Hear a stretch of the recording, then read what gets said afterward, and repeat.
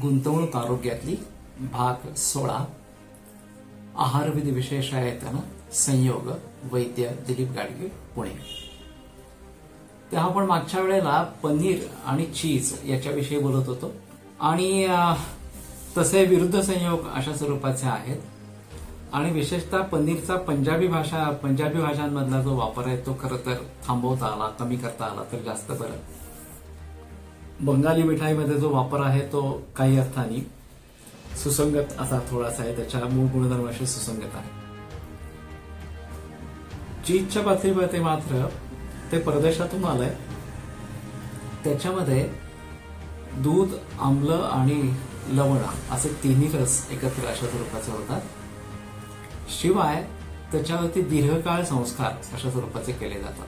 त्यातल्या त्यात cottage cheese नावाचं कमी संस्कारित चीज परदेशामध्ये मिळतं, पण चीजमध्ये खूप व्हरायटी अशा स्वरूपाच्या आहेत आणि त्या सगळ्या आवडीने खाणारे लोक पण अशा स्वरूपाचे आहेत। विशेषतः इटली देशामध्ये जो पिझ्झा बनतो, तिथला ट्रॅडिशनल पिझ्झा ओव्हनमध्ये केलेला, तो मी खाल्लाय आणि तो चवीला तर चांगला लागतो, त्याच्याविषयी काही शंका असणार अशा स्वरूपाचं नाही, पण ते चीज घातल्यामुळे त्याला एक प्रकारची तार येते आणि ते असं लचका तोडून त्याचा खायला अशा स्वरूपाचा लागतो।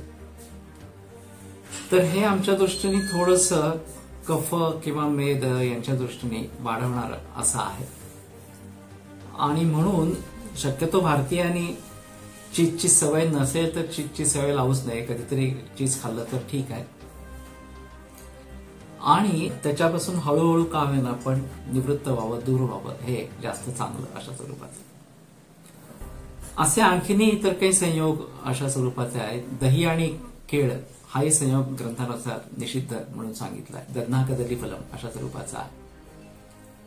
आता ते क्वचित प्रसंगी केलं जातं की दह्यामध्ये केळ्याचं शिकरण अशा स्वरूपाचं केलं जातं, पण दुसरा एक कॉमनली प्रचारात असलेला आहे तो म्हणजे पंचामृत संयोग।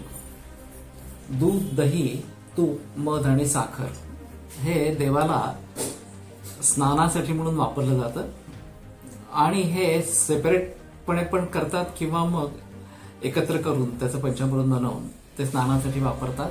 त्याच्यानंतर मग शुद्धोदक स्नान अशा स्वरूपाचं असतं आणि मग याचाच प्रसाद दाखवून ते खाल्लं जातं। तर यामध्ये दूध आणि दही असं एकत्र कॉम्बिनेशन आहे, पण तरीही हा संयोग त्रासदायक नाही होत।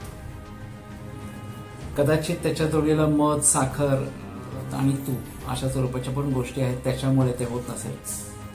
विशेषतः लहान मुलांमध्ये वजन वाढवण्यासाठी म्हणून पंचामृताचा वापर चांगला होतो। एक तर चवीला चांगला लागतं, त्यामुळे मुलं आनंदाने खातात। त्यातही दोन पद्धती आहेत, एक सर्व समभाग घ्यायचे आणि एखादी छोटी वाटी करून एवढाच करायचा, नाही तर मग दूध सोडून बाकीचे 4 पदार्थ मध, दही, तूप आणि साखर हे एक एक भाग घ्यायचे आणि दूध 4 पट 5 पट अशा स्वरूपाचं घालायचं आणि मग सगळं एकत्र करून ते प्यायचं। तर हा संयोग जरी विरुद्ध या सदनामध्ये मोडत असला तरी सुद्धा तो त्रासदायक अशा स्वरूपाचा होत नाही।